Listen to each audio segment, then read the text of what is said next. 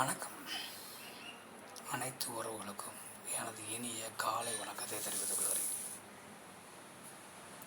ஒரு ஜாதகத்தை பார்த்தோடு நாம் சொல்லிவிடலாம், நீங்கள் கவலைப்படாதீர்கள், கண்டிப்பாக வாழ்க்கையிலே முன்னேறுவீர்கள், திடமாக செல்லுங்கள், உழைப்பை மட்டும் தொடர்ச்சியாக கைவிடாமல் உழையுங்கள், முன்னேற்றம் என்பது கண்டிப்பாக உங்களை தேடி வரும். அதனால் நம்பிக்கையை மட்டும் விட்டு விடாதீர்கள். உங்கள் வாழ்க்கையை சுகமான வாழ்க்கையாக அமையும் என நாம் ஜாதகரிடம் அடித்து சொல்லலாம். அப்படிப்பட்ட கிரக இணைவுகள் என்பது நிறைய இருக்கின்றன. அதில் ஒரு இணைவை மட்டும் நாம் இப்போது பார்ப்போம்.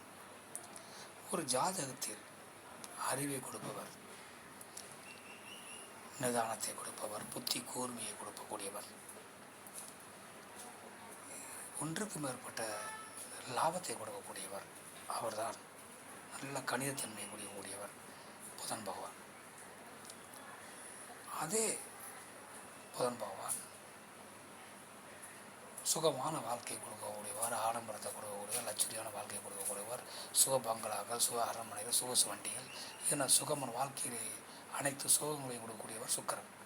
அவரோடு சேர்ந்து இருந்தாலும் மேலும் குரு பகவான் குழந்தைக்காரகன், செல்வக்காரகன், தனக்காரகன், நல்ல நாணத்தை கொடுக்கக்கூடியவர், அமைதியை கொடுக்கக்கூடியவர், நிதானத்தை கொடுக்கக்கூடியவர், மதிப்பு மரியாதையை கொடுக்கக்கூடியவர், சைப்புத்தன்மையை கொடுக்கக்கூடியவர், ஆக்ரோஷம் இல்லாத கரகம், அனைவரையும் நேசிக்கக்கூடியவர், அனைவருக்கும் நல்லது செய்யக்கூடியவர். இப்படிப்பட்ட குரு பகவானோடு குரு பகவான், சுக்கர பகவான்,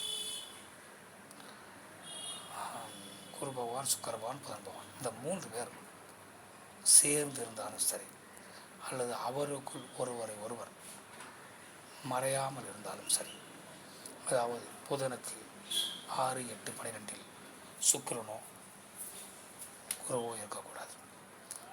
அதே மாதிரி லக்னத்திற்கு 6, 8, 12 படிகளில் இவர்கள் 3 பேர் இருக்கக்கூடாது. இப்படி ஏதாவது ஒரு அமைப்புகள் இவர்கள் இருந்தால் கண்டிப்பாக அந்த ஜாதகர் வாழ்க்கையிலே ஒரு நாள் இல்லாவிட்டாலும் ஒரு நாள் வெற்றி அடைந்து விடுவார் என்பதை நாம் சொல்லி மனத்திருப்தியோடு அனுப்பி வைக்க வேண்டும். மற்றவற்றை அடுத்த வழியை காண்போம். நன்றி, வணக்கம்.